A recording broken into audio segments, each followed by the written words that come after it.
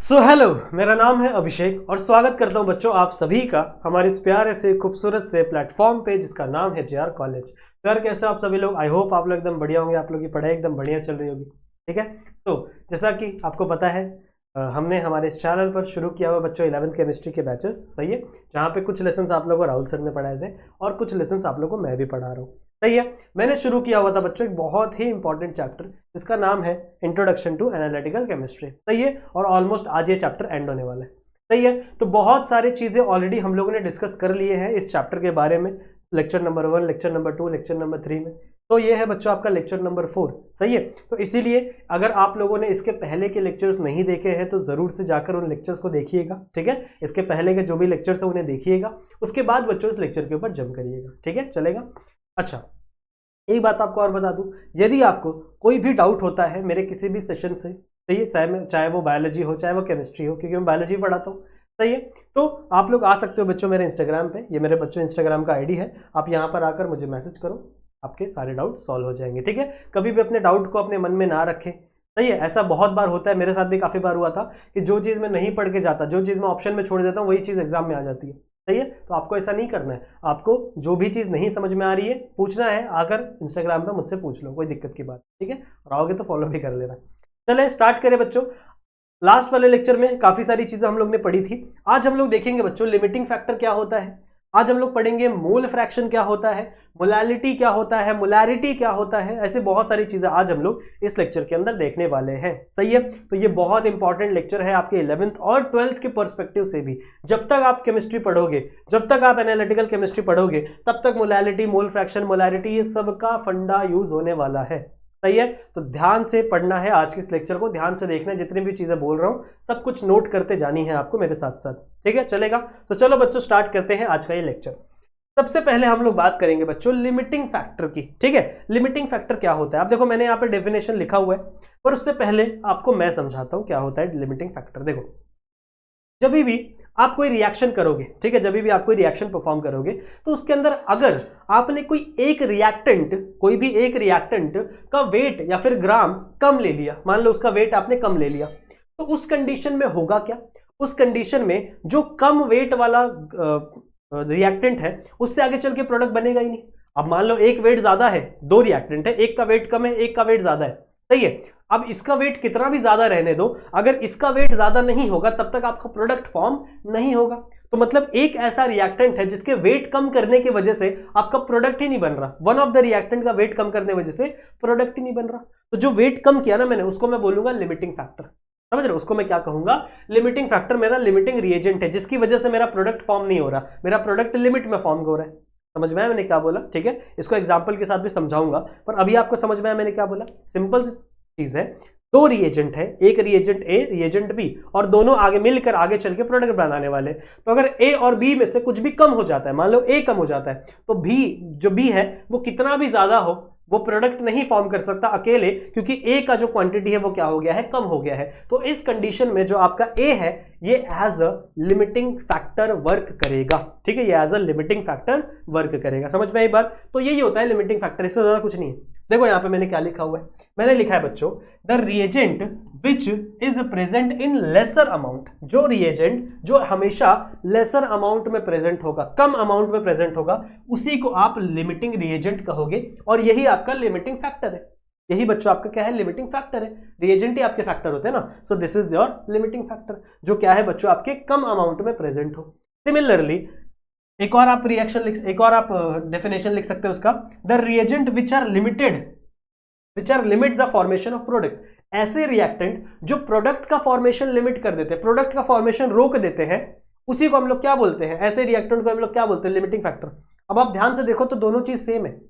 अगर आपने रिएक्टेंट कम लिया, अगर आपने रिएक्टेंट या फिर रिएजेंट कह सकते हो, अगर ये कम लिया, अगर ये कम क्वांटिटी में है, तो आपका प्रोडक्ट ही ज्यादा क्वांटिटी में नहीं बनेगा। मतलब अगर ये कम क्वांटिटी में होगा तो आपका ज्यादा प्रोडक्ट बनने से ही रुक जाएगा। The reagent which limit the formation of product, आपका प्रोडक्ट ही नहीं बनेगा तो फॉर्मेशन ही नहीं होगा। समझ रहे हो। तो यही चीज है बच्चों आपका लिमिटिंग फैक्टर। इसका ये ले लो, स्क्रीनशॉट ले लो, उसके बाद बच्चों हम लोग आगे बढ़ेंगे। समझ में आया। इसके बाद मैं आप लोग को एक इससे समझाता हूं, फॉर्मूले से एक एग्जाम्पल लेके समझाते। ठीक है। एक एग्जाम्पल लेके हम लोग समझते हैं, उसके बाद आप लोग को ये चीजें अच्छे से समझ में आ जाएंगे। चलो एक एग्जाम्पल लेते हैं। मैं एक एग्जाम्पल ले रहा हूं। फॉर एग्जाम्पल, ये कलर नहीं, सुनो, नाइट्रोजन अगर रिएक्ट हो रहा है हाइड्रोजन के साथ तो वो बना रहा है अमोनिया। फॉर एन एग्जाम्पल यह है आपका नाइट्रोजन, ठीक है, यह है आपका hydrogen and this is your ammonia. सही है, ये क्या है बच्चों, आपका अमोनिया है। ये क्या है आपका अमोनिया। क्लियर है। अब आपकी बुक क्या कह रही है, या फिर मैं आपको एक एग्जांपल दे रहा हूं सिंपल सा।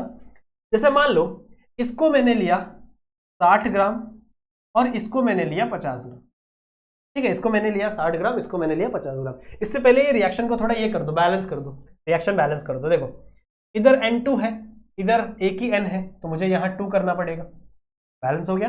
इधर एक 2 हाइड्रोजन है, इधर कितने हैं, 6 हाइड्रोजन है ना, 3 2 6, यहाँ पे मुझे क्या करना पड़ेगा, 3 करना पड़ेगा। ये बैलेंसिंग आउट के मैंने किया रिएक्शन को। सही है। अब मैंने क्या बोला कि मान लो मैंने इसका 60 ग्राम ले लिया, इसका 50 ग्राम ले लिया। अब मुझे ये जानना है, अब ऊपर ऊपर से तो आपको देख के लगेगा कि भैया ये कम है, ये लिमिटिंग फैक्टर है, पर नहीं, एक्चुअल में लिमिटिंग फैक्टर कोई और है, मतलब ये होगा लिमिटिंग फैक्टर। ये कैसे पता चलेगा वो मैं आपको बता रहा हूं। ये क्या है इसका, ये समझ में आ गया, ये समझ में आ गया बच्चों, ठीक है। ये क्या है इसका मास, दिस इज द मास। सही है। अब मुझे निकालना है मॉलिक्यूलर मास, मॉलिक्यूलर मास या फिर मॉलिक्यूलर मास नहीं, मॉलिक्यूलर वेट, वही एक ही बात होती है। मॉलिक्यूलर वेट, मॉलिक्यूलर वेट कैसे निकालते, अभी पिछले लेक्चर में ही मैंने तुम्हें पढ़ाया है। इसका कितना होता है, 14 होता है, 14 होता है ना। तो यहाँ पे कितने नाइट्रोजन 14 है, कितने नाइट्रोजन है, 2 नाइट्रोजन है, तो 14 इंटू 2 यानी ये हो गया आपका 28। सिमिलरली अगर आप हाइड्रोजन की बात करो तो कितने हाइड्रोजन है, 6 हाइड्रोजन है, कितने हाइड्रोजन है, 6 हाइड्रोजन है। सही है। तो 1 इंटू 6 इज इक्वल टू 6, क्योंकि 1 उसका एटॉमिक मास होता है। तो एटॉमिक मास कितना है 1, 6 हाइड्रोजन है, तो उसका ये क्या हो गया 6।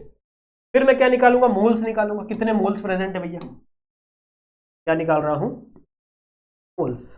मोल्स का फॉर्मूला क्या होता है, mass upon molecular mass, mass upon molecular mass.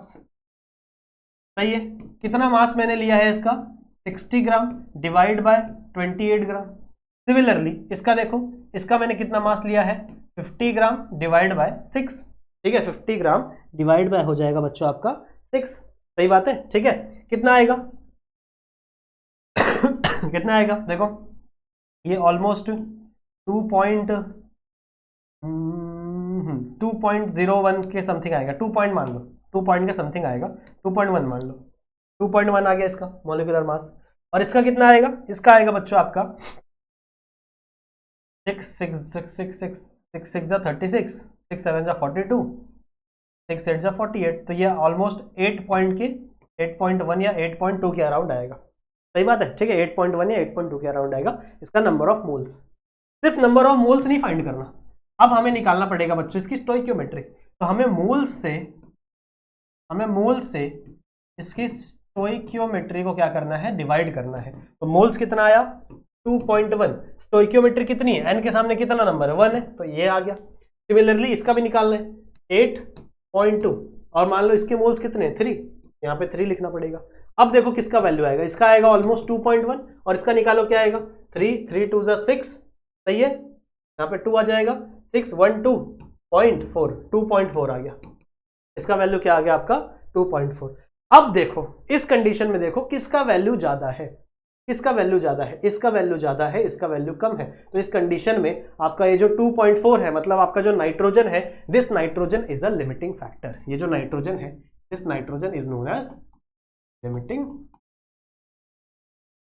समझ में आई बात, समझ में आई बात, ठीक है। तो आई होप आप लोगों को समझ में आ गया कि लिमिटिंग फैक्टर क्या होता है। लिमिटिंग फैक्टर बच्चों उसे कहा जाता है जो लिमिट में रहता है और जो प्रोडक्ट बनाने से रोक देता है। अगर मान लो कम हो गया तो प्रोडक्ट बनेगा ही नहीं ना, दूसरा रिएक्टेंट कितना भी बढ़ता रहे, मान लो हाइड्रोजन कितना ही बढ़ता रहे, कितना ही बढ़ता रहे, कितना ही बढ़ता रहे, लेकिन अगर नाइट्रोजन ही कम है तो क्या आपका अमोनिया बनेगा? नहीं बनेगा, घंटा नहीं बनेगा। समझ रहे हो? सो इसीलिए मैं क्या कहूंगा कि आपका इस कंडीशन में जो नाइट्रोजन है वो as a limiting factor role play कर रहा है। ठीक है, एज अ वो लिमिटिंग फैक्टर रोल प्ले कर रहा है।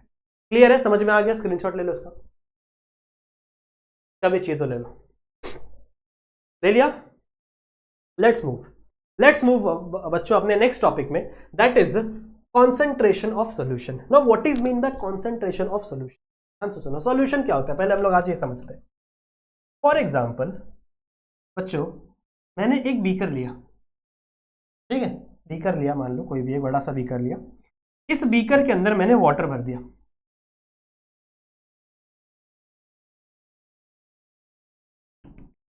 ठीक है, इस बीकर के अंदर मैंने क्या भर दिया? वाटर भर दिया। ये वाटर क्या है? This water is solvent. ये वाटर क्या है बच्चों? ये वाटर हमारा सॉल्वेंट है, क्योंकि इस वाटर के अंदर मैं कुछ भी डिसॉल्व कर सकता हूं। जैसे हमारे घर पे नींबू पानी बनता है, कोई भी एग्जांपल, या ओआरएस बना लो, तो आप क्या करते हो? पानी के अंदर आप शक्कर को घोलते हो या शक्कर के अंदर आप पानी को घोलते हो? बताओ किसकी कॉन्सेंट्रेशन ज्यादा होती है? जो ज्यादा कॉन्सेंट्रेशन में है वो हमेशा सॉल्वेंट कहलाता है। तो पानी की ज्यादा कॉन्सेंट्रेशन होती है, शक्कर की ज्यादा नहीं होती ना, शक्कर तो 1-2 चम्मच ही होता है, पर पानी आपका 1 ग्लास भर के होता है। सही है? तो जिसकी कॉन्सेंट्रेशन ज्यादा है वो आपका क्या है? सॉल्वेंट। तो इस कंडीशन में आपने इस बीकर के अंदर, दिस इज अ बीकर, तो इस बीकर के अंदर आपने क्या डाल दिया है? इस बीकर के अंदर आपने डाल दिया है बच्चों आपका solvent, that is nothing but a water. अब वाटर के साथ साथ मान लो मैंने इसके अंदर नमक ऐड कर दिया, मान लो यहाँ पे नमक के कुछ पार्टिकल आ गए, यहाँ पे सही है, दिस नमक के particle are known as solute. सही है, इसको हम लोग क्या बोलते हैं बच्चों? सॉल्यूट। तो हमेशा हम लोग सॉल्यूट को सॉल्वेंट के अंदर डिसॉल्व करते हैं। सॉल्यूट की कॉन्सेंट्रेशन हमेशा कम रहती है और सॉल्वेंट की कॉन्सेंट्रेशन हमेशा ज्यादा रहती है। समझ में आई बात? ठीक है, क्लियर है? तो सॉल्यूट की कॉन्सेंट्रेशन कम, सॉल्वेंट की कॉन्सेंट्रेशन ज्यादा। और जब सॉल्वेंट और सॉल्यूट मिल जाते हैं, जब सॉल्वेंट और सॉल्यूट मिल जाते हैं बच्चों, तो इसी चीज को हम लोग क्या कहते हैं? इसी चीज को हम लोग क्या कहते हैं? सॉल्यूशन। ठीक है, इसी चीज को हम लोग क्या कहते हैं बच्चों? सॉल्यूशन कहते हैं। समझ में आ गया? समझ में आ गया? तो आपको सॉल्यूशन समझ में आ गया क्या होता है? Solution is mixture of solvent and solute. Mixture of solvent and solute is known as solution. बात समझ में आ गया? नाउ कॉन्सेंट्रेशन की बात क्या है? देखो ध्यान से सुनो, कॉन्सेंट्रेशन का मतलब यह है बच्चों कि जितना ज्यादा नंबर ऑफ सॉल्यूट होगा, जितना ज्यादा नंबर ऑफ सॉल्यूट होगा, उतनी ज्यादा कॉन्सेंट्रेशन होगी सॉल्यूशन की। मेरी बात समझ रहे हो? मैंने क्या बोला? मैंने बोला कि आप जितना ज्यादा सॉल्यूट इसमें डालोगे, जितना ज्यादा नमक डालो, जितना ज्यादा नमक डालो मैं पानी के अंदर, उतना ही ज्यादा उस पानी की कॉन्सेंट्रेशन बढ़ती जाती है। बोलूंगा ना पानी ज्यादा कॉन्सेंट्रेटेड हो गया यार, इसके अंदर नमक ज्यादा है। पानी कम कॉन्सेंट्रेटेड है, इसके अंदर कम नमक है, बोलते हैं ना।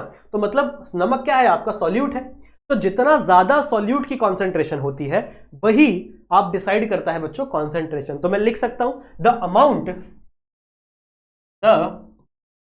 Amount of solute is called as concentration. ठीक है, इसी को हम लोग क्या बोलते हैं?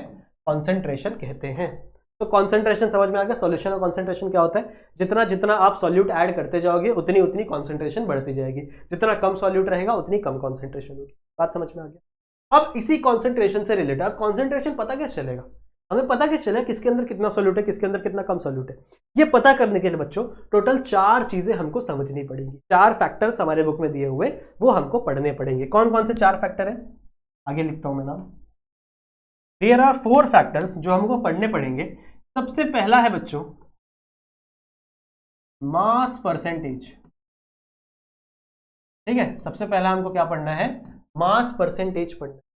फिर दूसरा हमको पढ़ना है बच्चों mole fraction. Second thing is mole fraction. Third हमको जो पढ़ना है वो है मोलैरिटी। ठीक है, और फोर्थ है हमारा मोलैलिटी। ठीक है, फोर्थ क्या है हमारा? मोलैलिटी। तो ये 4 फैक्टर है टोटल। देयर आर, ये 4 फैक्टर है बच्चों जो आपके कॉन्सेंट्रेशन को बताने में हेल्प करती हैं। कॉन्सेंट्रेशन ऑफ सॉल्यूशन बताने में हेल्प करती हैं बच्चों हमको ये 4 प्रॉपर्टीज है। सही बात है? ठीक है, इसमें मोल फ्रैक्शन को आप एक्स से डिनोट करोगे, मोलारिटी को आप कैपिटल एम से डिनोट करोगे और मोलैलिटी को आप स्मॉल एम से डिनोट करोगे। ठीक है, तो ये 4 फैक्टर हमको समझने पड़ेंगे जो हमको बताएंगे किसके बारे में, कॉन्सेंट्रेशन के बारे में किसी भी सॉल्यूशन के। ठीक है, तो आप कह सकते हो कि ये कॉलिगेटिव प्रॉपर्टी भी, आप कॉलिगेटिव प्रॉपर्टी क्या है ये आप 12th में आना तब समझेंगे। ठीक है, चलो अब एक एक करके हमको सब कुछ पढ़ना पड़ेगा, एक एक सबके बारे में एक एक चीज हमको समझनी पड़ेगी। सबसे पहला है मास परसेंटेज। ठीक है, सबसे पहला है मास परसेंटेज। इसको आप जस्ट अ सेकंड, वायर फंस गई मेरे पैर में। सबसे इसको आप वेट परसेंटेज भी लिख सकते हो, वेट परसेंटेज भी लिख सकते हो। सही है, क्या फॉर्मूला है इसका, ध्यान से सुनो। इसका फॉर्मूला है बच्चों mass percentage is equal to, इसका फॉर्मूला है mass of a solute divide by mass of a solution multiplied by 100। कि भैया परसेंटेज है तो आपको 100 से मल्टीप्लाई करना ही पड़ेगा। ठीक है, तो क्या फॉर्मूला है इसका, फॉर्मूला सिंपल सा है, that is mass of a solute divide by mass of a solution. अब जब न्यूमेरिकल सॉल्व करते हैं ना हम लोग, जब हम लोग न्यूमेरिकल सॉल्व करते हैं तो कभी कभी एग्जामिनर क्या करता है, एग्जामिनर आपको बेवकूफ बनाने के लिए सॉल्यूट का मास दे देगा और सॉल्वेंट का मास दे देगा अलग अलग। और बच्चे क्या गलती करते हैं पता है, बच्चे फॉर्मूले में लिखते हैं सॉल्यूट और सॉल्वेंट, नीचे सॉल्वेंट लिख देते और इसको डिवाइड कर देते। पर आपको ये गलती नहीं करनी, नीचे क्या दिया हुआ है, सॉल्यूशन दिया हुआ है, तो आपको ये पता होना चाहिए कि भैया जो मास ऑफ सॉल्यूशन है, जो मास ऑफ सॉल्यूशन है वो किसके बराबर है, वो बराबर है बच्चों mass of solute plus mass of solvent. क्योंकि अभी हम लोग ने देखा सॉल्वेंट और सॉल्यूट को मिलाकर ही तो अपना क्या बनता है, सॉल्यूशन बनता है ना। तो नीचे यहाँ पे सॉल्यूशन दिया हुआ है, यहाँ पे सॉल्वेंट नहीं दिया हुआ। बच्चे अक्सर ये वाली गलती कर देते हैं और उनके मार्क्स कट जाते हैं न्यूमेरिकल के अंदर। सही है, तो आपको ये गलती नहीं करनी है। आपको क्या ध्यान रखना है कि नीचे सॉल्यूशन आएगा ऊपर सॉल्यूट आएगा। ठीक है, हमेशा से नीचे सॉल्यूशन आएगा ऊपर क्या आएगा, सॉल्यूट आएगा। तो और अगर आपको सॉल्वेंट दिया हुआ है तो आप सॉल्वेंट और सॉल्यूट दोनों को ऐड करेंगे, सॉल्वेंट और सॉल्यूट दोनों को ऐड करेंगे, दोनों वैल्यू को, उसके बाद आपको सॉल्यूशन की वैल्यू मिलेगी और इस वैल्यू को फिर आप इस फॉर्मूले में क्या करोगे, पुट करोगे। ठीक है, समझ में आ गया। सो this is the mass percentage. इसका डेफिनेशन आप कैसे लिख सकते हो, इसका डेफिनेशन बड़ा ही सिंपल है। इस फॉर्मूले को ही अपन डेफिनेशन के हिसाब से लिख सकते हैं ना, तो आप ऐसे लिख सकते हो the percentage of difference between mass of a solvent, नहीं the percentage of percentage divide by the percentage of division of mass of a solute by mass of a solute। ठीक है, तो इसका ऐसे आप क्या कर बना सकते हो बच्चों, you can write the definition. समझ में आ गई बात, तो बड़ा ही सिंपल था। आगे बढ़ते, इसका स्क्रीनशॉट ले लो फिर अपन आगे चलेंगे।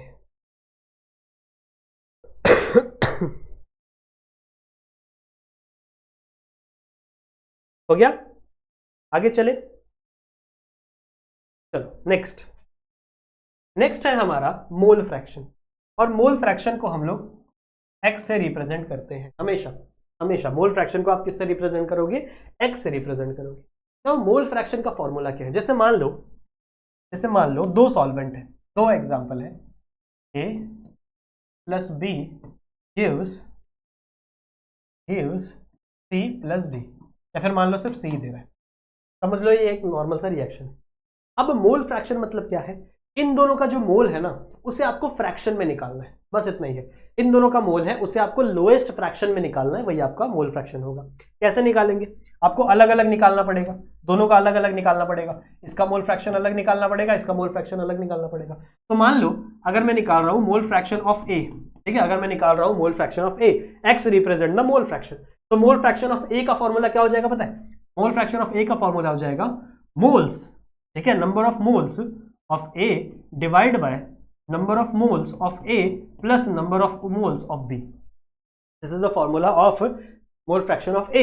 इसी तरीके से अगर मुझे मोल फ्रैक्शन ऑफ B निकालना है तो फॉर्मूला क्या हो जाएगा, number of moles of B divide by number of moles of A plus number of moles of B।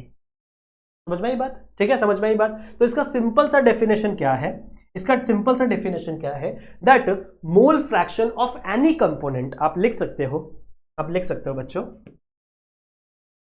Just a second.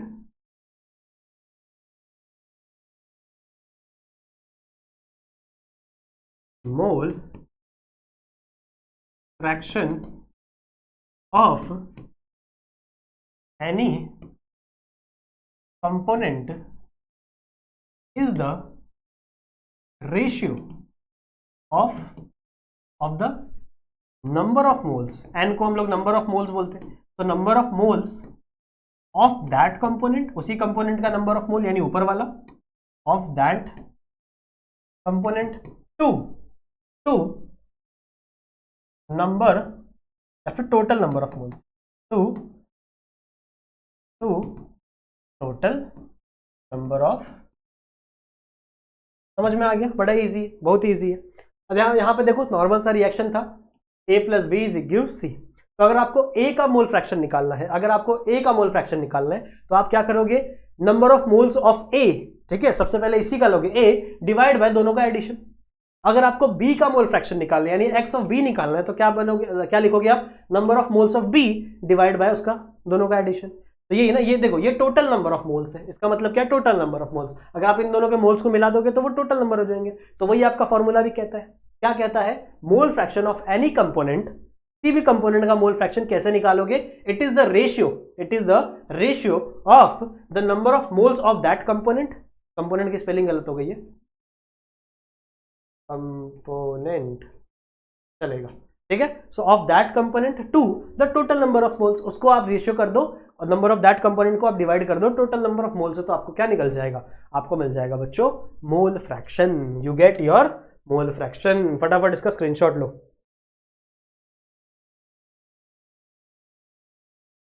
ले लिया?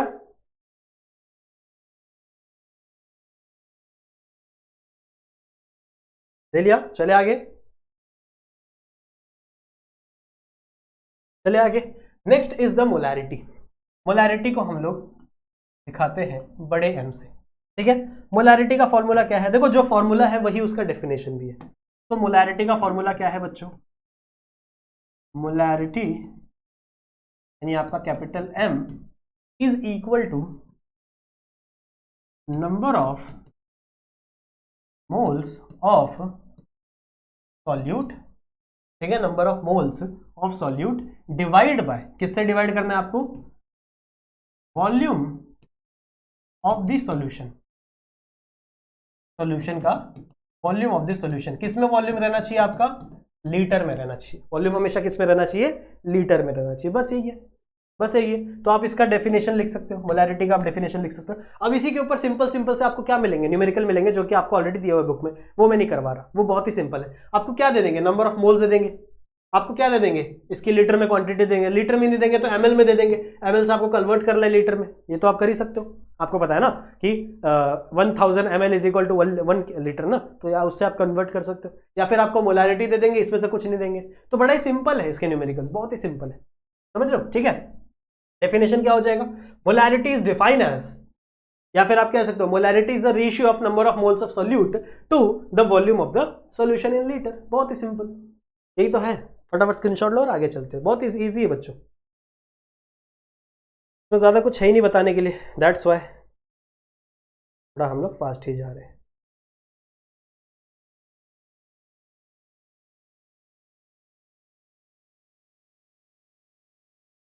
हो गया, डेफिनेशन आप लिख लोगे, डेफिनेशन लिख लोगे ना, molarity is the ratio of number of moles of solute divide by volume of the solution in litre. ये इन लीटर बहुत जरूरी है, इन लीटर बहुत जरूरी है।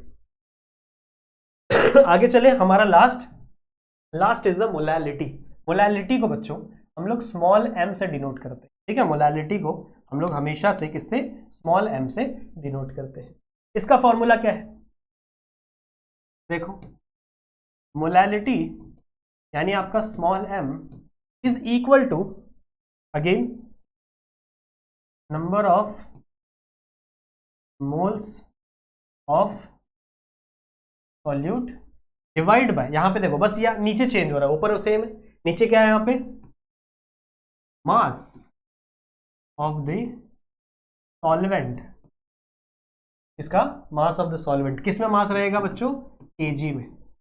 इसमें मास रहेगा आपका केजी में, ठीक है। तो केजी में आपको मास लेना है, किसका है यहाँ पे? सॉल्वेंट का। बस ये याद रखो, लास्ट में आपने क्या किया था? सॉल्यूशन लिया था, वॉल्यूम लिया था और सॉल्यूशन लिया था। वॉल्यूम है तो लीटर में, और यहाँ पे आपने क्या लिया? मास लिया है और सॉल्वेंट का मास लिया है। तो डेफिनेशन कैसे बनेगा? डेफिनेशन आप लिख सकते हो खुद से। मोलैलिटी यानी आपका small m is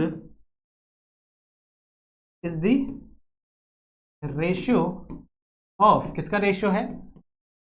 number of moles of solute to the mass of the solvent, mass of the solvent. और ये सॉल्वेंट का मास कितने होना चाहिए बच्चों? केजी में। तो ऐसे ही आपको क्या मिलेंगे? इसके ऊपर न्यूमेरिकल मिलेंगे। समझ में आ गया? समझ में आ गया, ठीक है। इसका स्क्रीनशॉट ले लो। ले लिया बच्चों? ठीक है, चलो।